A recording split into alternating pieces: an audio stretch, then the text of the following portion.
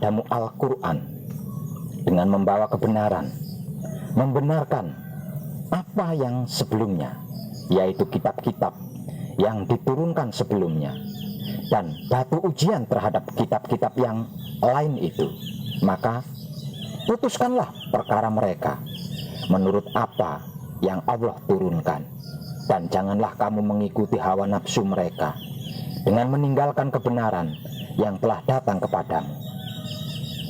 Untuk tiap-tiap umat di antara kamu, kami berikan aturan dan jalan yang terang. Sekiranya Allah menghendaki, niscaya kamu dijadikannya satu umat saja. Tetapi Allah hendak menguji kamu terhadap pemberiannya kepadamu, maka berlomba-lombalah berbuat kebajikan. Hanya kepada Allah lah kembali kamu semuanya. Lalu diberitahukannya kepadamu apa yang telah kamu perselisihkan itu. Begitulah terjemahan bebas dari Al-Quran surat Al-Maidah ayat 48.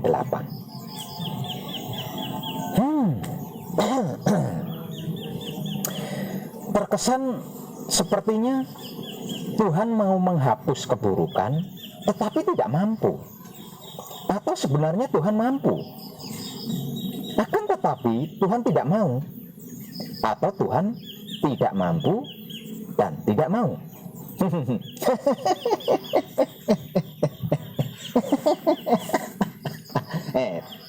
Tenang. Jikalau Tuhan mau tetapi tidak mampu, berarti Tuhan lemah. Jikalau Tuhan mampu akan tetapi tidak mau, berarti Tuhan jahat. Tetapi jikalau Tuhan mampu dan mau menghapuskan kejahatan, lantas bagaimana kejahatan itu ada di dunia ini?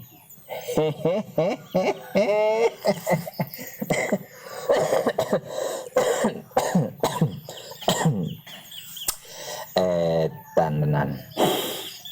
Pernahkah panjenengan merenung hingga sejauh dan sedalam tadi? Sejak zaman para sejarah kuno, manusia sudah dijadikan sesuatu yang dianggap representatif untuk disembah. Fitrah manusia senantiasa condong terhadap sesuatu di luar dirinya yang maha besar.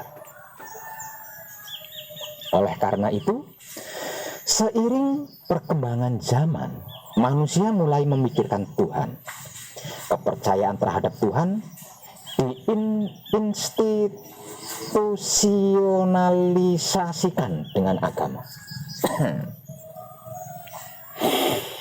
Pembicaraan berkenaan dengan Tuhan dan agama terus bergulir dan tidak henti-hentinya menuai kontroversi. Umat manusia senantiasa mencari jawaban mengenai eksistensi Tuhan. Dalam hal ini, paham yang menolak keberadaan Tuhan disebut sebagai ateisme. Paham tersebut menafikan aspek spiritualitas dari kehidupan ini. Itu merupakan konsekuensi logis dari penolakannya terhadap Tuhan. Hal tersebut tentunya berimplikasi pada penolakannya terhadap agama. Sementara itu, di era postmodernisme ini, manusia mulai menyadari kebutuhannya akan spiritualitas.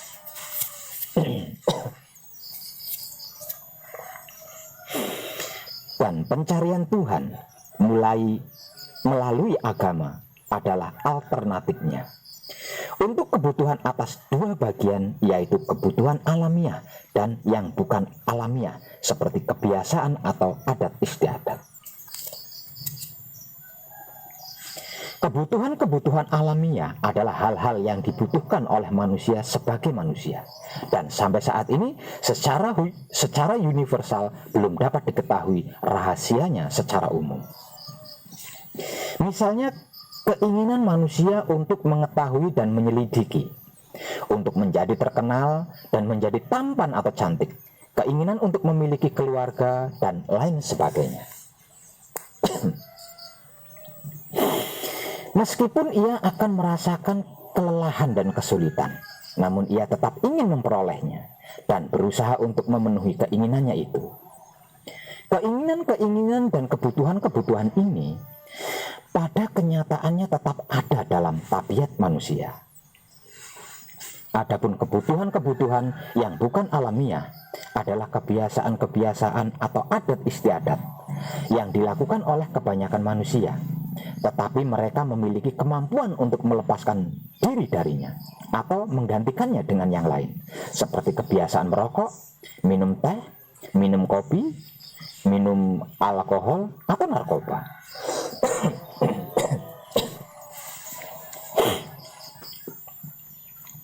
Itu semua dapat menjadi kebutuhan-kebutuhan yang sangat dicari dan diinginkan oleh manusia, seperti halnya kebutuhan-kebutuhan alamiah. Kebiasaan-kebiasaan ini sedikit demi sedikit bisa menjadi kebutuhan alamiah kedua bagian. Kendati pun demikian,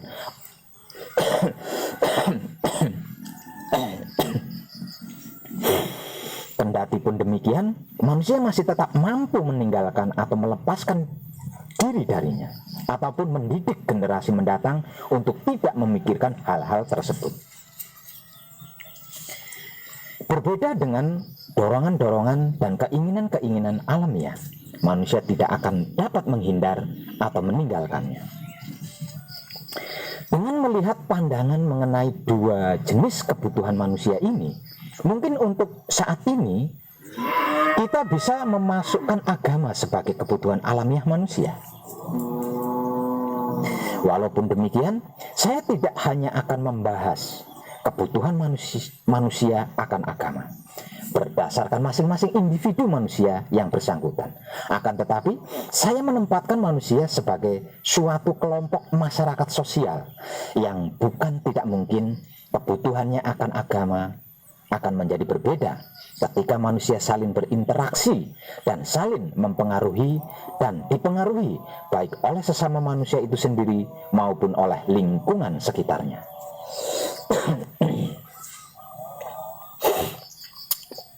Maka bersiaplah, saya akan melangkahkan pembahasannya menuju pembahasan manusia dan agama. Salah satu hal yang terpenting dalam agama pada masyarakat adalah ia harus percaya terhadap hal yang sakral, walaupun ini berkaitan dengan hal-hal yang penuh misteri, baik yang sangat mengagumkan ataupun yang sangat menakutkan. Dan agama memiliki berbagai dimensi yang selanjutnya menggugah banyak pemikir untuk menumpahkan pemikirannya, untuk mengkaji tentang agamanya. Berikut ini adalah beberapa pandangan para pemikir berkaitan dengan agama, yang berkaitan dengan jenis-jenis agama. Dalam pembahasan antara agama dan manusia, pada umumnya ada dua macam agama yang dipelajari dalam berbagai disiplin ilmu sosial sebagai berikut.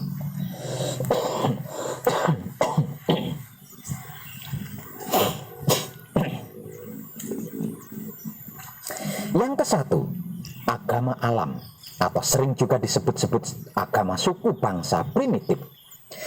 Ada berbagai sebutan yang diberikan kepada agama tersebut sesuai dengan kepercayaannya, seperti animisme, dinamisme, politeisme, dan lain-lain sebagainya. Ada juga yang menyebutnya sebagai agama leluhur, kepercayaan nenek moyang, paganisme, samanisme, dengan berbagai ritus dan praktek-praktek keagamaan, dengan berbagai macam sesembahan seperti Tuhan, dewa-dewi, uang, matua, dan lain-lain sebagainya, yang seolah-olah berada dalam dunia kehidupan manusia, tetapi berkuasa memberikan kekuatan-kekuatan dan kesaktian kepada manusia yang menguasai tata cara untuk memperoleh kesaktian itu. Yang kedua, agama profetis yang biasa juga disebut sebagai agama samawi, yaitu agama yang diturunkan oleh Sang Pencipta melalui utusan atau nabinya kepada manusia. Agama yang tergolong jenis ini antara lain adalah agama Yahudi, agama Islam, dan lain-lain sebagainya. Sang Maha Mencipta berkuasa atas makhluknya dan berada di luar makhluk, serta menentukan sendiri kehendaknya tanpa bergantung kepada makhluknya. Selain itu, berkaitan dengan evolusi agama, menurut pengetahuan saya, ada 3 ciri dasar kehidupan beragama, yaitu sebagai berikut. 1 adalah ritual. Ritual ditransmisikan seluruhnya oleh kebudayaan. Fungsi ritual manusia yang paling penting adalah membantu individu dan kelompok menanggulangi krisis-krisis besar dan peralihan-peralihan hidup di dalam kehidupan, seperti kelahiran, pubertas, perkawinan, dan kematian, serta sejenisnya. Beberapa antropolog mengatakan bahwa ritual merupakan fenomena keagamaan primer. Beberapa ritual keagamaan seperti kurban dan pembaptisan merupakan cara-cara untuk berhubungan dengan Sang Maha Suci.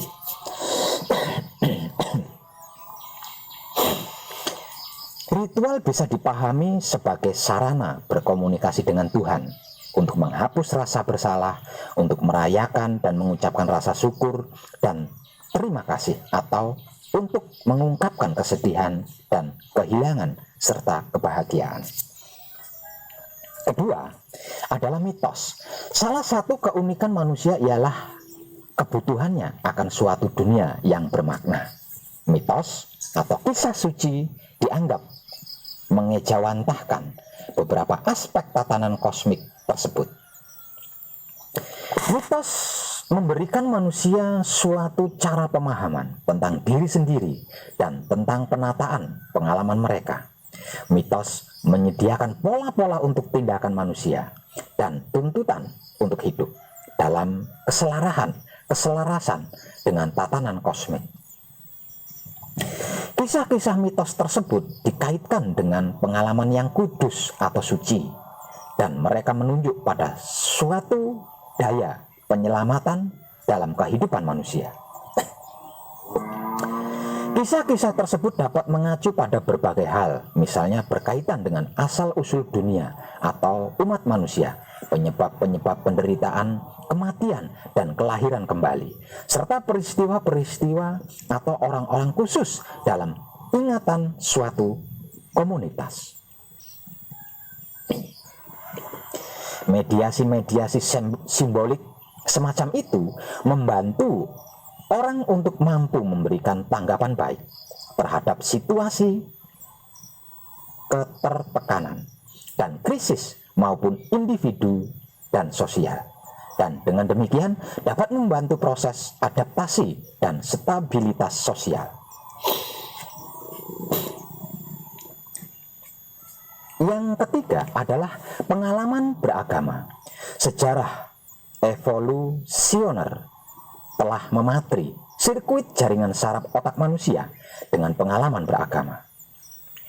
Agama memenuhi satu kebutuhan dasar manusia, yaitu kebutuhan untuk mengarahkan diri dalam kerangka makna yang lebih luas, yang bisa diperoleh dalam melalui pengalaman akan kesatuan segala sesuatu dan juga dalam mitos kosmik.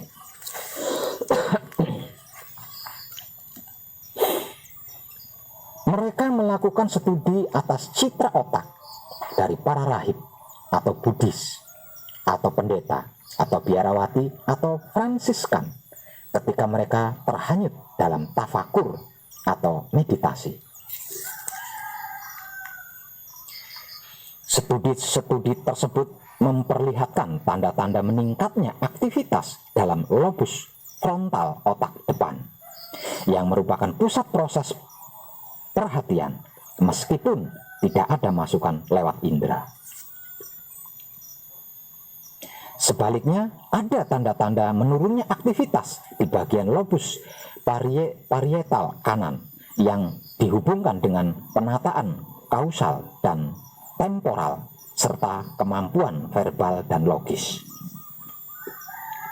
Dan bagian lobus parietal kiri yang dihubungkan dengan relasi integratif, holistik, dan spasial. Menurunnya penataan spasial berkenaan dengan ruang, sipasi muncul bersamaan dengan rasa akan kesatuan, hilangnya kedirian individual, dan sirnanya semua batas sebagaimana dilukiskan oleh para mistikus. Kemunculan ateisme disinyalir sudah menjadi fenomena sejak zaman Yunani kuno. Ateisme menyatakan bahwa dewa-dewi yang ada hanyalah gambaran manusia saja. Karena menurut mereka tidak mungkin dewa-dewi yang agung kelakuannya sama dengan manusia. Akan tetapi, bisa dipastikan bahwa ateisme merupakan anak kandung dari modernisme yang mengagung-agungkan akal pikiran. Bila kita tilik kembali kondisi ketika modernisme lahir, maka wajar jika ateisme lahir dari rahimnya. Ketika itu dogma-dogma agama yang digembongi oleh gereja sangat merajalela, sehingga segala sendi kehidupan harus tunduk kepada agama yang dogmatis di bawah kekuasaan pemuka agama zaman Yunani kuno. Manusia pada akhirnya tidak memiliki independensi untuk menentukan pilihan. Manusia hanyalah tokoh-tokoh wayang yang bergerak apabila dalang memainkan perannya. Agama dan Tuhan diinterpretasikan secara keliru oleh mereka yang mengaku memahami akan hal itu. Oleh karena itu, meletuslah kekecewaan yang mendalam dari masyarakat terhadap dominasi gereja yang melahirkan gerakan reformasi Protestan. Gerakan ini merupakan salah satu pemicu kemunculan modernisme yang pada perkembangannya menelurkan subjektivisme yang percaya pada pemikiran sendiri. Paham tersebut mengantar manusia memiliki kebebasan dalam menafsirkan kitab suci. Akan tetapi, satu sisi modernisme yang memberikan ruang pada akal sebagai pengambil keputusan paripurna dalam kehidupan manusia, memberikan tempat bagi tumbuh suburnya ateisme yang menafikan eksistensi Tuhan. Salah satu faktor merebaknya ateisme adalah perkembangan ilmu pengetahuan yang terbatas pada realitas fisik. Pada awalnya Tuhan dianggap sebagai pengatur alam semesta, akan tetapi penemuan-penemuan ilmu pengetahuan dalam mengindikasikan bahwa alam semesta berjalan sesuai dengan hukum-hukum alam, maka Tuhan tidak dibutuhkan lagi keberadaannya. Ateisme sendiri beragam jenisnya, di antaranya adalah ateisme praktis dan ateisme teoritis. Ateisme praktis atau dikenal juga dengan apateisme, individu hidup tanpa Tuhan. Menurut pandangan ini, keberadaan Tuhan tidaklah disangkal, namun dapat dianggap sebagai tidak penting dan tidak berguna. Tuhan tidaklah memberikan kita tujuan hidup ataupun mempengaruhi kehidupan sehari-hari kita. Salah satu bentuk ateisme praktis dengan implikasinya dalam komunitas ilmiah adalah naturalisme metodologis, yaitu pengambilan asumsi naturalisme filosofis dalam metode ilmiah yang tidak diucapkan dengan ataupun tanpa secara penuh menerima atau mempercayainya.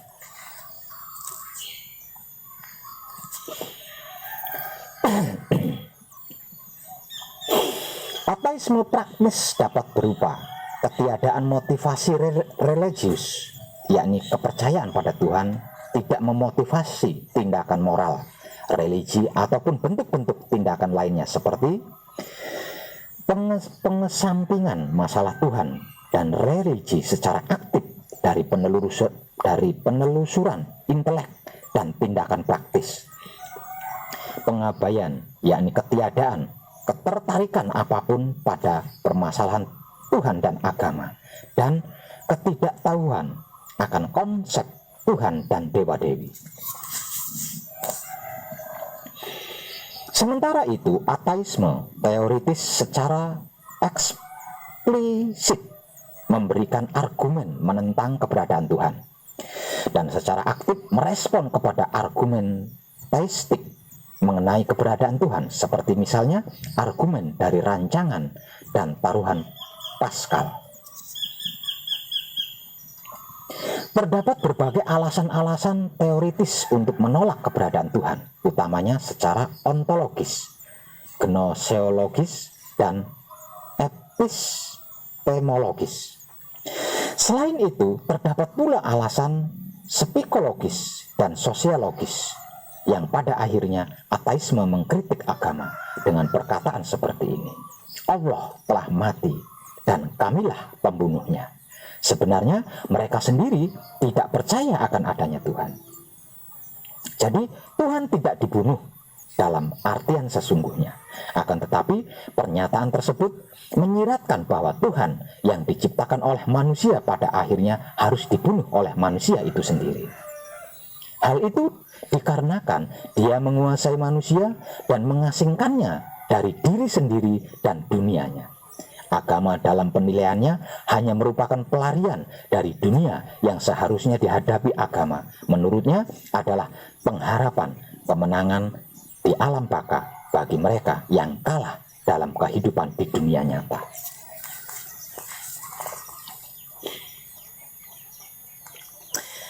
Agama berkaitan erat dengan moralitas yang dicirikannya sebagai moralitas budak, seperti kerendahan hati, sikap rela menerima, kesediaan untuk tidak membalas, dan sebagainya. Maka dari itu, agama dan moralitasnya adalah sosok buruk yang membenarkan semua naluri dekaden, pelarian, dan kelelahan jiwa. Oleh karena itu, jika manusia mau jujur, ia pasti menolak kepercayaan akan Allah atau Allah.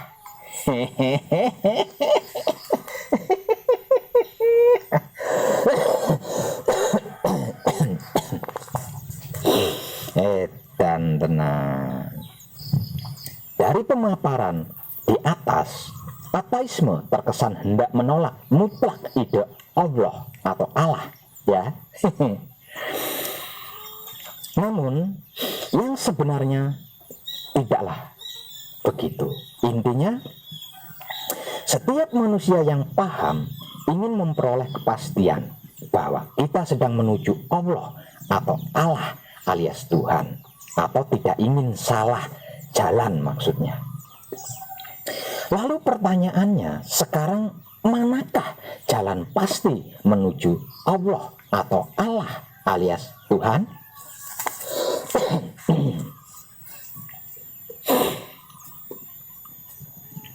Benarkah agama-agama itu adalah jalan menuju Allah atau Allah alias Tuhan?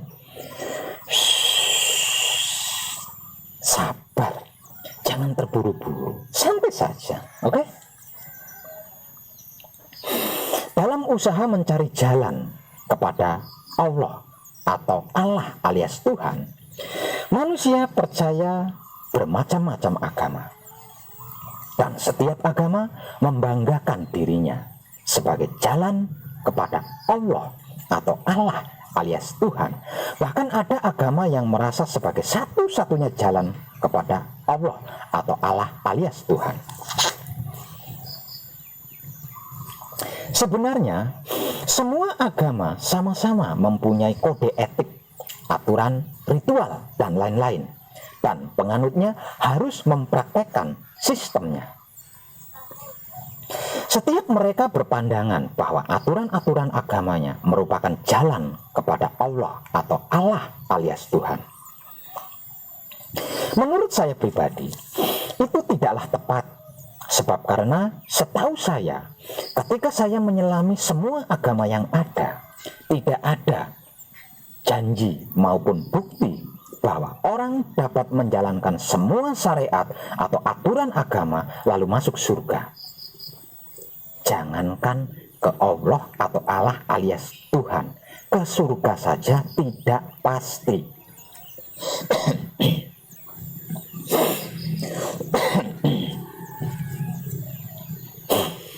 Kita semua berdosa kepada Allah atau Allah alias Tuhan. Ketaatan kita kepada Allah atau Allah alias Tuhan tidaklah sempurna. Sedangkan Allah atau Allah alias Tuhan adalah maha suci yang tidak bisa dicampuri dan tercampuri oleh apapun selain suci itu sendiri. Ayo. Agama menjelaskan Allah atau Allah alias Tuhan berada di surga. Jika seseorang ingin bertemu Allah atau Allah alias Tuhan, maka harus masuk surga.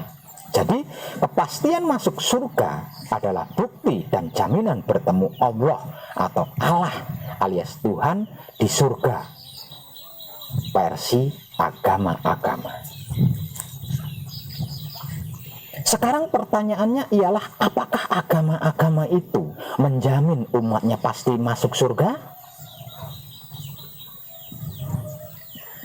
Sebab jika kita tidak pasti masuk surga, maka tidak pasti pula bertemu Allah atau Allah alias Tuhan di surga.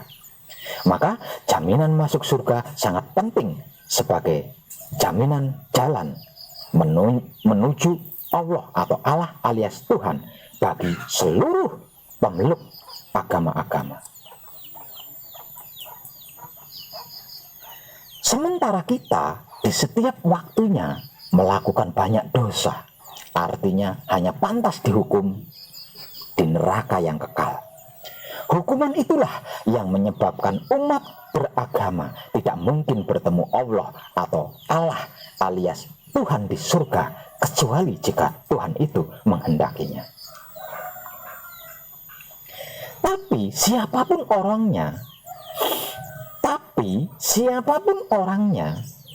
jika sesadar-sadarnya pasti berhenti menuntut jaminan masuk surga kepada agamanya untuk bertemu dengan Allah atau Allah alias Tuhan. Ketika mengetahui ayat-ayat yang tersirat di dalam Alkitab yang memberikan penjelasan bahwa dan kepunyaan Allah atau Allah alias Tuhanlah timur dan barat, maka kemanapun kamu menghadap, disitulah wajah Allah atau Allah alias Tuhan. Sesungguhnya Allah atau Allah alias Tuhan maha luas nikmatnya, lagi maha mengetahui. Aku sesuai persangkaan hambaku, aku bersamanya ketika ia mengingatku. Jika ia mengingatku saat bersendirian, aku akan mengingatnya dalam diriku. Jika ia mengingatku di suatu kumpulan, aku akan mengingatnya di kumpulan yang lebih baik daripada itu, yaitu kumpulan malaikat. Jika ia mendekat kepadaku sejengkal, aku mendekat kepadanya sehasta. Jika ia mendekat kepadaku sehasta, aku mendekat kepadanya sedepah. Jika ia datang kepadaku dengan berjalan biasa, maka aku mendatanginya dengan berjalan cepat.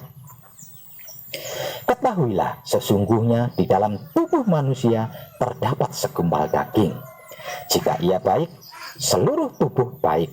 Jika ia rusak, rusak pula seluruh tubuh. Ketahuilah, segumpal daging itu ialah hati. Barang siapa yang mengenal dirinya akan mengenal Rabb-nya. Bacalah kitab yang kekal yang berada di dalam diri kalian sendiri. Manusia itu rahasiaku dan aku rahasia manusia. Allah atau Allah alias Tuhan itu batinnya manusia. Manusia adalah dohir kenyataannya Allah atau Allah alias Tuhan. Dan masih banyak lagi ayat-ayat lainnya yang tersurat di dalam kitab dan hadis, namun kita tidak mau mempelajarinya lebih dalam. Kita fanatik pada agama kita, namun kita enggan mempelajari agama kita itu apa dan bagaimana. Di bagian inilah masalah panjenengan.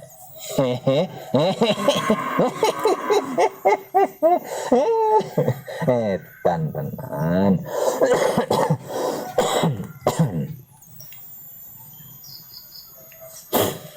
Ada kata-kata Nabi Khidir kepada Sunan Kalijaga yang bisa kita jadikan anak tangga sebagai berikut. Yen tanana sira iku ingsun tanana ngarani, mung sira ngarani ing wang. Dene tunggal lan sireki. Iya ingsun, iya sira, ananira aran mami. Artinya, jika tidak ada engkau, maka siapa yang akan menyebut Allah atau Allah alias Tuhan? Karena adanya engkau, maka ada yang menyaksikan Allah atau Allah alias Tuhan. Jadilah manunggal. Ada engkau, maka ada Allah atau Allah alias Tuhan. Wujudmu itulah yang menunjukkan adanya zat Allah atau Allah alias Tuhan. Siji-siji, loro-loro, telu telonono. Siji sekti, loro dadi, telu pandito. Siji wahyu, loro grat prahino, telu rejeki. Gampang sepolah polahe, polah ingsun, ya polah sira, polah sangkan paraning dumati. Dalam tradisi agama-agama dunia, agama biasa dimaklumi sebagai jalan. Tentu saja yang dimaksud jalan di sini adalah agama itu sendiri atau keyakinan dalam beragama tersebut. Hindu misalnya, meskipun menyebut agamanya sebagai sanatana dharma atau kebenaran abadi, tetapi ketika menyebut agama-agama lain, Bhagavad Gita menjelaskan bahwa jalan manapun ditempuh manusia ke arahku, semuanya kuterima. Wahai Arjuna, manusia mengikuti jalanku pada semua jalan. Siddhartha Gautama juga menyebut salah satu fungsi utama kehadiran Buddha adalah sebagai jalan tengah atau Majjhima Pati Pada atau 8 ruas jalan utama atau mulia.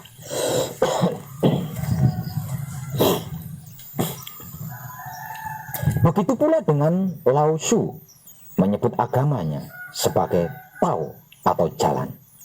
Ia mengajarkan bahwa manusia harus mencari taunya atau jalannya, dan implikasinya bahwa ia akan bahagia semakin ia menemukannya. Demikian pula dengan agama Kristen. Yesus secara eksplisit dalam perjanjian baru menyebutkan dirinya, akulah jalan, kebenaran dan kehidupan. Islam pun demikian. Terkadang Islam diartikan sebagai syariah, sabil, thariqah, mansya, syirat, yang mempunyai makna senada dengan jalan. Karena itu, jika agama dipandang sebagai jalan menuju Allah atau Allah alias Tuhan, maka pluralitas agama berarti kenyataan yang menegaskan ada banyak jalan menuju Allah atau Allah alias Tuhan. Dan jalan-jalan tersebut tidaklah sama dan satu, melainkan beraneka ragam. Dan jalan-jalan menuju Allah atau Allah alias Tuhan ini akan bertambah banyak bila kita menghitungnya dengan jalur-jalur setapak. Dalam intern agama itu sendiri, yang pada hakikatnya bermuara kepada jalan besar menuju Allah atau Allah alias Tuhan. Dalam Islam sendiri ada banyak jalur-jalur setapak, mulai dari Sunni hingga Syiah, dan seluruhnya bermuara kepada jalan besar bernama Islam. Dan tentu saja di setiap jalan telah ada sang penunjuk jalan dengan pedomannya yang berbeda-beda. Namun jangan sampai lupa bahwa matahari senantiasa satu, ia tak terbilang, tetapi sinarnya mencakupi seluruh semesta alam. Andai kata sinarnya memantul melalui kaca, niscaya tak akan merubah satunya matahari itu, meski pantulan sinarnya bisa beraneka warna. Nah, para kadang kinasiku sekalian, tentukanlah sejak awal kaki kita melangkah, jalan mana yang hendak dilewati, dan pastikan panjenengan benar-benar melaluinya dengan tepat. Kalau saya pribadi yang edan ini memilih jalan hidup, karena hidup adalah ruh Allah atau Allah alias Tuhan. Hidup adalah utusan Allah atau Allah alias Tuhan. Hanya dengan hiduplah saya bisa melalui jalan-jalan itu, sebab hidup adalah jalan, dan yang melalui jalan-jalan itu sendiri. Kalau panjenengan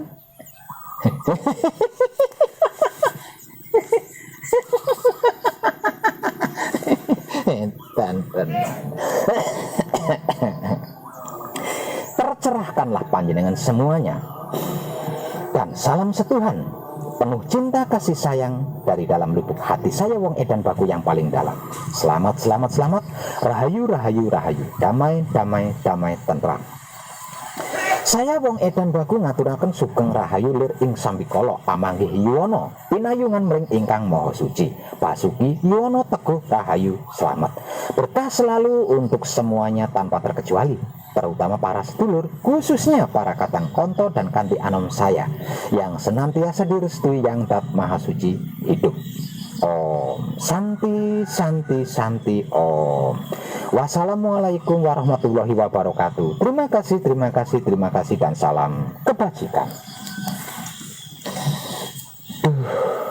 Gusti ingkang Maha Suci, pencipta dan penguasa alam semesta seisinya, Bapak Ibu dari segala ilmu pengetahuan, asal usul nenek moyang semua makhluk, sungguh murka paduka yang hamba harap kalau penguraian kitab Purwakala warisan leluhur kami ini yang hamba terjemahkan dalam bahasa merdeka tanpa tedeng aling-aling, tidak sesuai dan tidak tepat dengan aslinya. Ini saya lakukan demi cinta kasihku. Ini saya lakukan demi cinta kasih sayangku kepadamu dan seluruh makhlukmu, supaya tidak ada lagi kecurangan dan kebohongan terkait tentangmu.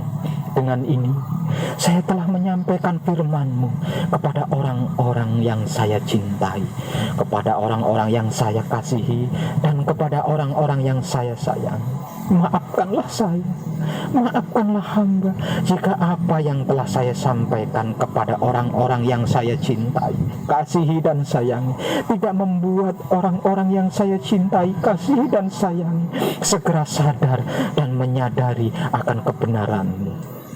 Ampunilah orang-orang yang saya cintai, kasihi dan sayangi, dan bukakanlah pintu hati mereka, dan terangilah dengan rahmat-Mu agar tidak ada lagi kegelapan dan kesesatan di hati orang-orang yang saya cintai, kasihi dan sayangi. Damai di pikiran, damai di hati, damai di syahwat, damai di dunia, damai di akhirat, damai, damai, damai.